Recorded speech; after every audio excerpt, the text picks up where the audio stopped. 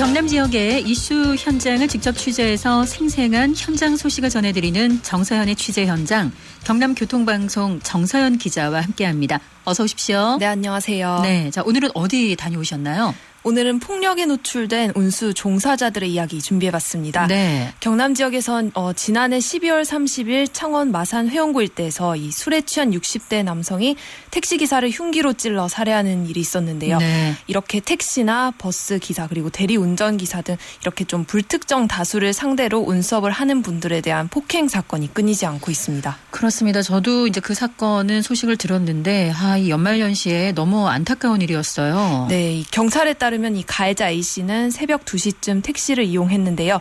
교통카드로 택시비를 결제하려다 잘 되지 않자 이 집에 들어가서 동전을 갖고 나와서 이 택시기사에 거의 던지다시피 건넸습니다. 네. 그래서 이 과정에서 시비가 붙었고 이 A씨가 집에서 함께 가지고 나온 흉기를 휘둘러 택시기사가 현장에서 숨진 그런 사건이었습니다. 네, 이게 뭐 요금 시비가 붙어서 택시나 버스 기사님과 이제 실랑이를 벌이다가 이제 큰 사고로 번지는 사건들을 자주 볼 수 있지 않습니까?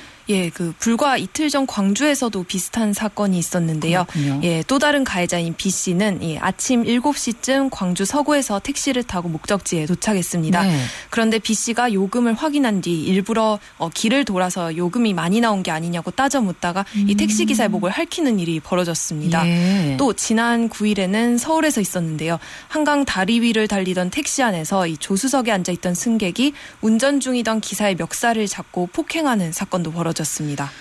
지금 뭐 몇 가지 사건에 대한 이야기만 전해주셨는데도 이 운수종사자분들이 승객에게 받는 폭언이나 폭행 사건이 좀 굉장히 많다는 그런 느낌이 들어요. 예, 그렇죠.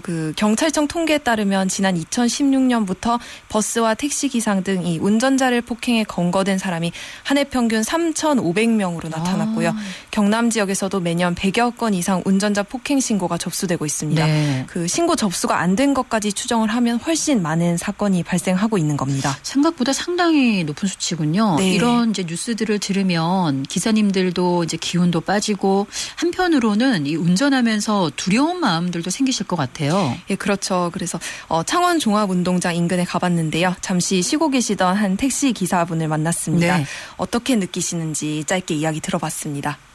밤에 이제 술 먹고 타시는 분들 보면은 자기 기분 하에 못 참아가지고 큰 소리 한다든지 오히려 어디 가냐면 되려 또 소리치고 그냥 그럴 때마다 조금씩 긴장이 많이 되죠. 어떻게 할지 모르니까. 저도 그런 경우를 접할 수 있겠다 이런 생각을 항상 가지고는 있죠. 가지고 있는데 운이 좋아서 이제 그런 사례가 안 나왔지만 저도 언제든지 그분처럼 예, 저도 가끔 출퇴근할 때 이제 택시를 이용하다 보면 네. 이제 좀 기사님들께 이런 뉴스가 있는데 어떠시냐고 여쭤보면 굉장히 마음이 안 좋다. 또 뭐 난 피해는 입지 않았지만 언제든지 나도 그런 폭력 상황에 노출될 수 있다. 이런 반응이 참 많았습니다. 예, 이게 뭐 운전하는 동안에도 항상 불안한 마음을 갖고 있다는 말씀이시네요. 예, 그렇죠. 술을 많이 마신 승객이 타거나 아니면 밤에 운전하는 것만으로도 좀 뒤에 탄 승객이 어쩔지 이제 모르기 때문입니다. 네. 이 부분은 뭐 택시에 한정된 게 아니라 버스 운행하시는 분들도 마찬가지고요. 네. 그리고 대리운전 기사님들은 더 위험할 가능성이 높죠.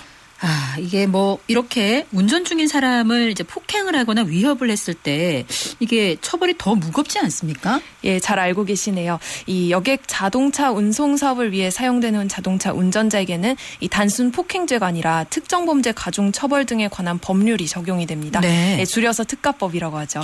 예, 이 특정범죄 가중처벌 등에 관한 법률, 이 특가법에 구체적인 내용이 있죠. 예, 특가법 제5조를 보면 이렇게 명시가 돼 있는데요.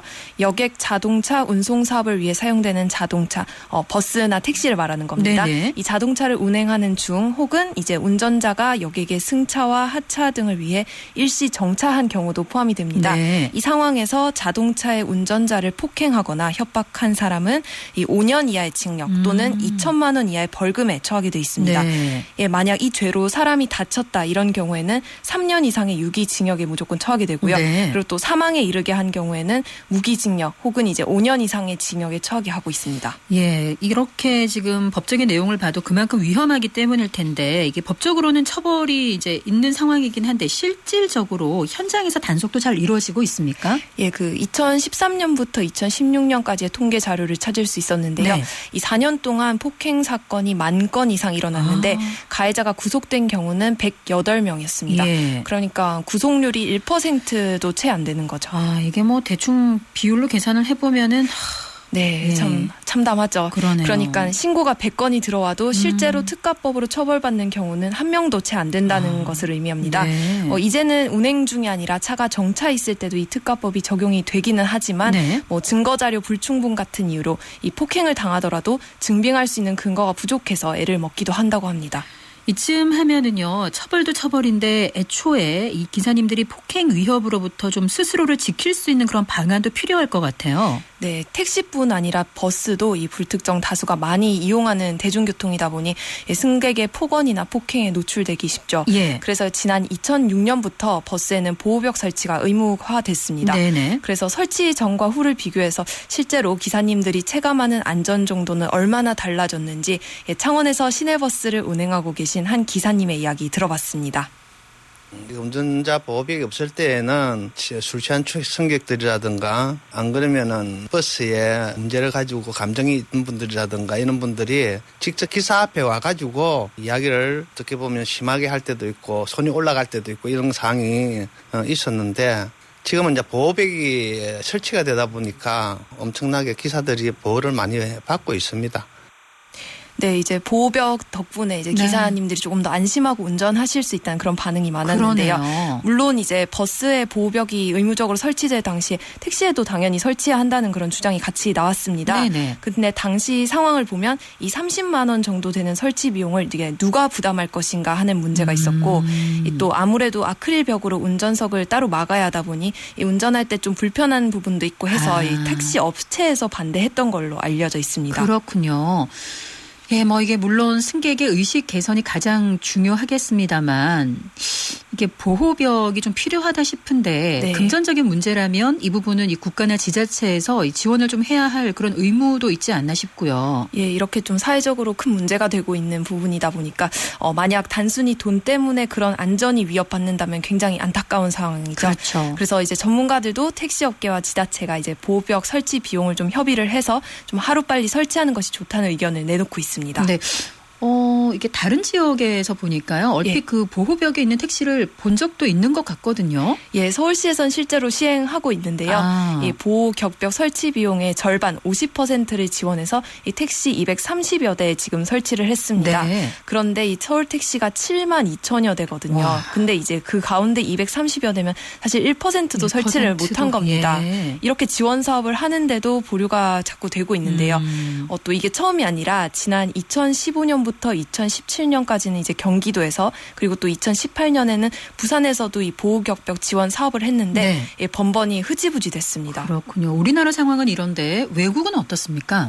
이 영국이나 미국 같은 나라는 이제 보호격벽 설치가 좀 택시에 일반화돼 있습니다. 네. 근데 이런 나라들은 이제 큰 차이점이 이제 차 규모인데요. 네. 이제 뭐 영국이나 미국 같은 이제 차를 보면 기본적으로 좀 차체가 크고 또 출고 단계에서부터 이 택시를 위한 격리벽이 아예 설치돼서 나오는 경우도 있습니다. 그렇군요. 예, 그런데 이제 우리나라 택시 같은 경우에는 이 단계부터 이렇게 설계가 된 게 아니라 좀 예. 차종도 훨씬 작고 그리고 이제 격리벽도 임시로 설치하는데 그칠 수밖에 지금 없는 상황입니다. 네. 그래서 만약 이제 벽을 설치하게 된다면 앞으로는 이제 좀 출고 단계부터 이 부분을 보완할 수 있는 방안도 같이 좀 고민이 돼야 될 것 같습니다. 네. 자, 오늘은 정서연의 취재 현장 폭력에 노출된 운수 종사자들의 이야기로 한번 나눠봤습니다. 오늘 말씀 잘 들었습니다. 네, 고맙습니다. 네, 정서연의 취재 현장 지금까지 정서연 기자와 함께했습니다.